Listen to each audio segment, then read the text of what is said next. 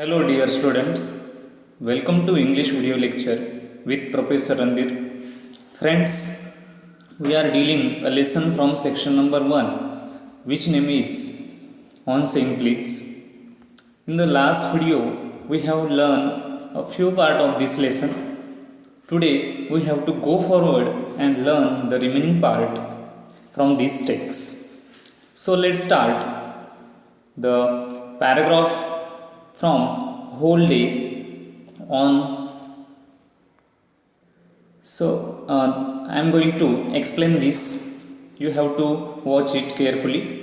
See, whole day I can imagine that liftman denied the relief of throwing the author of his wound out of the lift. Obviously, the one incident happened with a liftman, which was he threw out a passenger from the lift. तर एक घटना घडलेली होती, आपल्याला माहिती आहे. सुरुवातीलाच आपण त्या घटनेबद्दल माहिती घेतलेली आहे आणि त्या घटनेनुसार तो जो लिफ्टमॅन आहे त्याच्या मनामध्ये दिवसभर या सर्व सकाळच्या घटनेचा परिणाम त्याच्या मनावर होत असतो आणि साहजिकच त्याचं मन हलकं करण्याच्या उद्देशाने तो त्याच्या पत्नीजवळ तो त्याचं मन हलकं करत आहे. दिवसभरात त्याला त्या गोष्टीचा खूप त्रास झाला आणि साहजिकच या त्रासापासून थोडंसं दूर होण्यासाठी त्याने तो विषय त्याच्या पत्नीला सांगितला. I can imagine that liftman denied the relief. Denied it means नाकारणे. द रिलीफ मीन्स आराम मिळणे. Of throwing the author of his wound out of the lift. साहजिकच या घटनेमध्ये त्याला राग आला आणि रागाच्या भरात त्याने त्या पॅसेंजरला लिफ्टमधून फेकून दिलेले. का फेकलं याचं कारण आपल्याला माहिती आहे की तो जो पॅसेंजर आहे तो त्या ठिकाणी नम्रतेने वागला नाही. त्याने प्लीज हा शब्द न उच्चारल्यामुळे या लिफ्टमॅनला राग आलेला होता आणि परिणामी त्याने त्या पॅसेंजरला लिफ्टमधून फेकून दिलं. Brooding over the insult. Actually it was a insult of the liftman. खरं तर हा त्याचा इन्सल्ट आहे असं त्याला फील झालं आणि इन्सल्ट झाल्यानंतर त्याचं मन दुखावलेलं आहे आणि मनाला झालेला आघात तो सहन करू न शकल्यामुळे त्या पॅसेंजरला लिफ्टमधून बाहेर फेकतो. And visiting his wife in the evening as the only way of restoring his equilibrium. Obviously, and visiting his wife in the evening after a whole day work he returned his home and now he is sharing the incident with his wife. दिवसभराचा ताणतणाव व्यक्त करण्यासाठी किंवा त्या झालेल्या घटनेबद्दल तो त्याच्या पत्नीजवळ आपलं मत व्यक्त करतो किंवा आपलं मन हलकं होण्याच्या उद्देशाने तो सर्व घटना जी आहे ती सांगत आहे. Equilibrium it means balance. मनाचा समतोल राखण्याच्या उद्देशाने त्याने त्याच्याकडील जे काही घटना घडली त्याचं वर्णन सांगितलं किंवा ते मन मोकळं केलं त्याने. For there are few things more catching than bad temper and bad manners. या ठिकाणी आपल्याला असं दिसून येतं, we notice here the two things, that is bad temper and bad manners. Obviously these two things are not good for human being, especially when we live in a society. We have to follow courtesy, we have to have a good nature too. Good manners also required to live happily in society. And if someone who are behaving madly or showing the bad temper or bad manners, definitely the people will call him the bad fellow. आणि लोक generally अशा व्यक्तीला bad man म्हणून पण ओळखतील किंवा त्या व्यक्तीशी कोणीही चांगल्या रीतीने वागणूक त्याला पण मिळणार नाही. when Sir Anthony Absolute bullied Captain Absolute. For this connection, the writer has provided example of Sir Anthony Absolute. एक गृहस्थ आहेत, एक व्यक्ती आहे, एका कंपनीचा ओनर आहे त्याचं नाव आहे sir Anthony absolute. Bullied captain absolute. Bullied means धमकावणे, थ्रेटन, धमकी दिली. To home captain absolute. Sir Anthony absolute हे बॉस आहे त्या कंपनीचे आणि त्यांच्या अंडर काम करणारा जो आहे कॅप्टन ॲब्सोल्यूट त्याला त्यांनी धमकवलं. किंवा एखादी जे आहे मिलिटरीमधले पण पोस्ट असू शकते. It may be navy post, नेव्हीमध्ये पण असू शकतात हे लोक किंवा मिलिटरीमध्ये पण असू शकतात. कारण की कॅप्टन हा शब्द जनरली बऱ्याचशा विशिष्ट क्षेत्राशी निगडीत तो यूज केला जात असतो. Such like in cricket team captain, hockey खेळामध्ये पण कॅप्टन हा शब्द वापरला जातो. And another it is in military, navy और एअरफोर्स या क्षेत्रामध्ये विशेष करून कॅप्टन शब्द वापरला जातो. परिणामी आपण एक कुठल्या तरी क्षेत्राचा इथे आधार घेऊया किंवा त्या क्षेत्राबद्दल बोलूया. व्हेन सर अँथोनी ॲब्सोल्यूट, समजा ते मिलिटरीत आहे, त्यांचा जो अंडर व्यक्ती आहे किंवा ज्या सर अँथोनी ॲब्सोल्यूटच्या खालचा जो आहे अधिकारी त्याचं नाव आहे कॅप्टन ॲब्सोल्यूट. त्याने सर अँथोनी ॲब्सोल्यूटने कॅप्टन ॲब्सोल्यूटला धमकावलं. The letter went out and bullied his man. धमकावल्यानंतर कॅप्टन ॲब्सोल्यूटला राग आला आणि तो खाली जात त्याच्या अंडर असलेल्या व्यक्तीला धमकवतो. त्याचं नाव आहे फॅग फॅग नावाच्या व्यक्तीला तो कॅप्टन ॲब्सोल्यूट धमकावतो. Whereupon fag went out downstairs and kick the page boy. आणि फॅगलाही राग येतो, माझी काही चुकी नसताना कॅप्टन ॲब्सोल्यूटने मला धमकावलं किंवा माझ्यावरती रागवला. ह्या गोष्टीचा परिणाम त्याच्या मनावर झाला आणि तो खाली पायऱ्या उतरत त्याच्या अंडर असलेला व्यक्ती पेज बॉय म्हणजे एक त्याला आपण प्यून म्हणू शकतो, शिपाई, त्याला तो किक मारतो म्हणजे त्याला लाथ मारतो. Probably the man who said top to the lift man was really only getting back on his employer who had not said good morning. तर परत एकदा आपण पूर्व पार्श्वभूमीकडे येऊया की जो लिफ्टमधला व्यक्ती टॉपच का म्हटला त्याचं इथं कारण सांगितलेलं आहे. तो टॉप प्लीज का म्हटला नाही याचं एक्सप्लेनेशन आपल्याला थोडक्यात का होईना इथे दिलेलं आहे. प्रॉबब्ली इट मीन्स प्रामुख्याने the man who said top to the lift man was really only getting back on his employer who had not said good morning.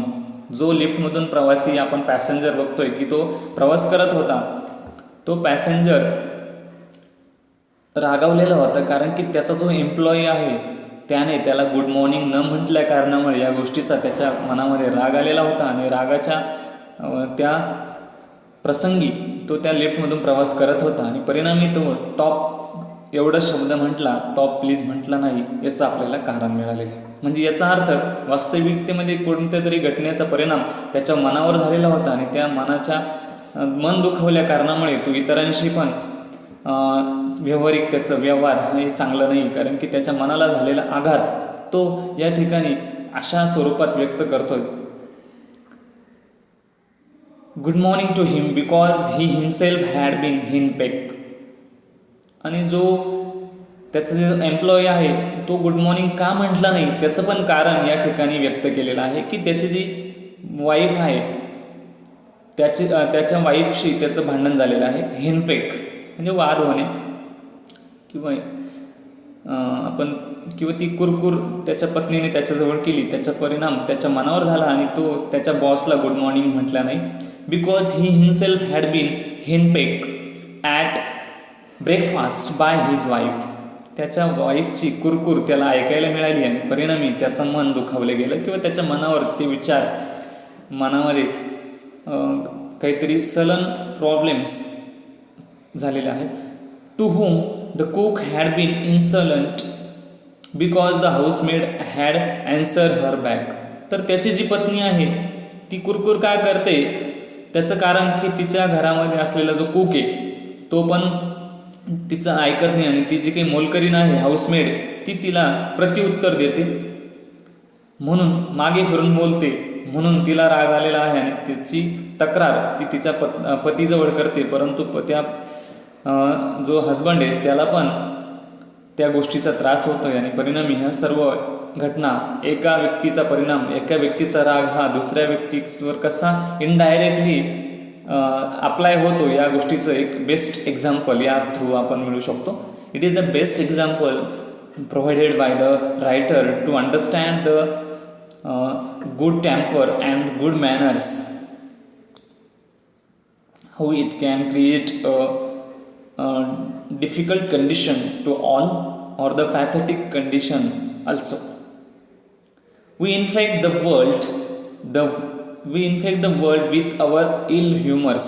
आपल्या या इल ह्युमर्स म्हणजेच आपल्या बेसभ्य बेशिस्त वागण्यामुळे हे जग आपण काय करू शकतो, इन्फेक्ट करू शकतो, या जगावर परिणाम होऊ शकतो. Bad manners probably do more to poison the stream of the general life than all the crimes in the calendar. आणि त्याचबरोबर बॅड मॅनर्स हा खूप घातक आहे.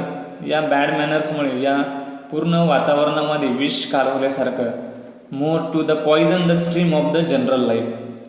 ज्याप्रमाणे आपण एखादे पदार्थामध्ये विष बाधा होते ते घातक असतं आरोग्यासाठी, त्याच पद्धतीने बॅड मॅनर्स हा सुद्धा आपल्या सामाजिक जीवनासाठी कसं आहे, जनरल लाईफसाठी घातक आहे आणि एक क्राईम म्हणून त्याला ओळखलं जाऊ शकतं इन अ कॅलेंडर. आणि यासारख्या बॅड मॅनर्सबद्दल जर आपण विचार केला असता तर कॅलेंडर इट मीन्स कोर्टामध्ये ज्या ट्रायल चालतात त्याला कॅलेंडर इयर म्हणतात. For one wife who gets and black eye from the otherwise good nature husband.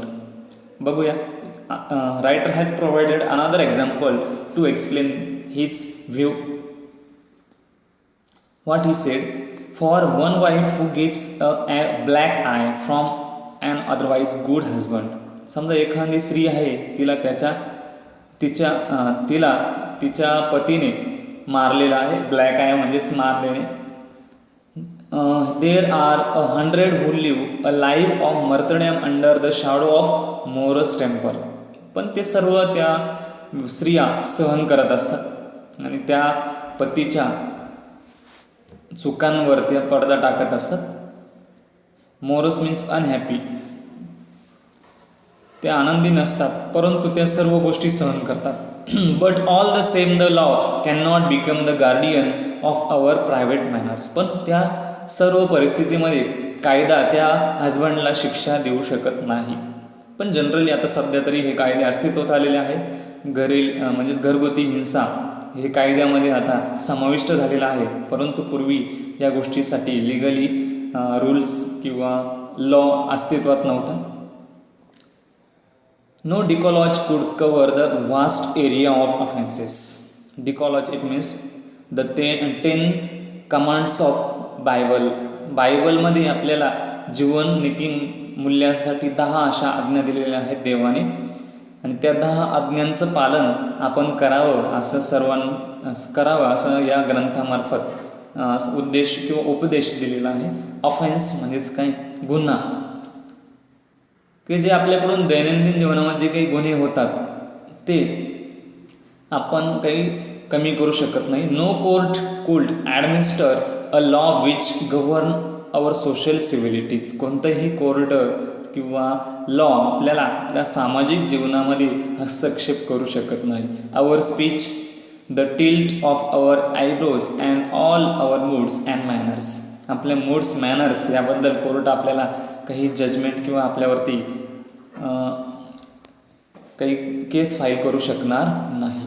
But though we are born to endorse the verdict against the lip man, most people will have a certain. In the case of this lip man, the verdict म्हणजे judgement देणे, जज मार्फत न्याय देणे, sympathy with हिम. बरेचसे लोकांना या लिफ्टमॅनबद्दल सहानुभूती निर्माण झालेली आहे. साहजिकच ती एक अँगल आपण बघितला, लिफ्टमॅनच्या बाजूने सर्वांनी झुकतं माप दिलेले, त्याचं कारण आपल्याला कळणार आहे. While it is true that there is no law that compels to say please, but in a case there is no law to say please for everyone. प्रत्येकासाठी किंवा प्रत्येकाला आपण प्लीज म्हटलंच पाहिजे असा काही कायदा अस्तित्वात नाही. There is a social practice much older and much more sacred than any law which enjoins us to be civil. There is a social practice much older. ही एक सामाजिक प्रथा आहे ती, आणि ती फार जुनी आहे, कायद्यापेक्षाही जुनी आहे आणि ती पवित्रसुद्धा आहे. मच मोर स्केअर्ड मीन्स पवित्र दॅन एनी लॉ, एखाद्या कायद्यापेक्षाही ती फार पवित्र आहे, चांगली आहे. विच एन्जॉईज अस द सिव्हिल, आणि यातून आपलं एक सभ्यता व्यक्त होत असते. सिव्हिलिटी, सभ्यता व्यक्त होण्याच्या उद्देशाने आपण प्लीज हा शब्द यूज करत असतो. सुसंस्कृत आपण आहोत याची एक प्रचिती या शब्दाच्या वापराने निर्माण होत असते. And the first requirement of civility is that we should acknowledge a service, आणि एक सामाजिकता किंवा सिव्हिलिटीच्या दृष्टिकोनातून विचार केला बघता तर आपण एक सर्व्हिस प्रोव्हाइड करत आहोत याची पण आपल्याला जाणीव होते. Please and thank you are a small change with which we pay our ways a special beings. Please आणि थँक्यू या शब्दांमार्फत एक समाजामध्ये आपण आपल्या चांगुलपणाचं दर्शन घडवत असतो किंवा आपण सर्वांच्या प्रती चांगले आहोत, आदर आपुलकी आपल्या मनामध्ये आहे, या गोष्टी यातून व्यक्त होत असतात. Respect, courtesy we show for others. They are the little courtesies by which we keep the machine of life oil and running swiftly. या दोन शब्दामार्फत आपलं जीवन हे आपण गतिमान किंवा चांगल्या प्रकारे रन करतोय. म्हणजेच की जी आपली समाजामध्ये जी इमेज आहे ती अबाधित ठेवतो आणि आपलं वर्तन हे त्या बाकीच्यांच्या दृष्टिकोनातून एक आयडियल आहे हे त्यांना जाणीव होत असते. They put our intercourse upon the basics of a friendly cooperation. जे आपल्याला daily etiquettes we follow, politeness that shows the cooperation, सहकार्याची भावना यातून निर्माण होते. And easy give and take, सहज देवाणघेवाण या माध्यमातून होण्यास फार मदत होते. Instead of on the basis of superior dictating to inferior, तर त्याऐवजी काय होतं की सुपिरियर म्हणजे उच्च आणि इन्फेरियर म्हणजे कनिष्ठ, अशी जी भेदाभेद आहेत ते निर्माण होऊ शकतात जर आपण एकमेकांबद्दल आदर आपुलकी निष्ठा जर ठेवली नाही तर. It is a very vulgar mind that would wish to command where he can have the service for asking. जर आपण एखाद्या हॉटेलमध्ये गेलो आणि त्या वेटरला म्हणलो इकडे आणि त्याच्याशी उद्धटपणे बोलायला लागलो तर साहजिकच तो वेटर आपल्याला चांगल्या प्रकारची सर्व्हिस देईल का? नो, नेव्हर, कधीही देणार नाही. Instead of he will denied our instruction, तो आपल्या जे काही इंस्ट्रक्शन आपण त्याला देऊ ते नाकारणार आहोत किंवा तो सर्व्हिस आपल्याला व्यवस्थित देणार नाही. Instead of we say him please thank you then he will give you a good service. जर आपण त्याला थँक्यू प्लीज जर वापरलं तर साहजिकच तो आपल्याला चांगल्या प्रकारची सर्व्हिस देऊ शकतो. This shows the please and thank you words are very important in our daily practice and have it with willingness and good feelings instead of resentment. त्यातून आपल्याला अँगर वगैरे व्यक्त करण्याऐवजी आपण चांगल्या प्रकारचे वर्तन ठेवलं पाहिजे. I should like to be featured in this concession my friend the polite conductor. या गोष्टीचा अधिकच त्यांनी पार्श्वभूमी व्यक्त करण्याच्या उद्देशाने अजून एक उदाहरण आपल्याला देत आहे, ते एका कंडक्टरचं आहे. By this discriminating title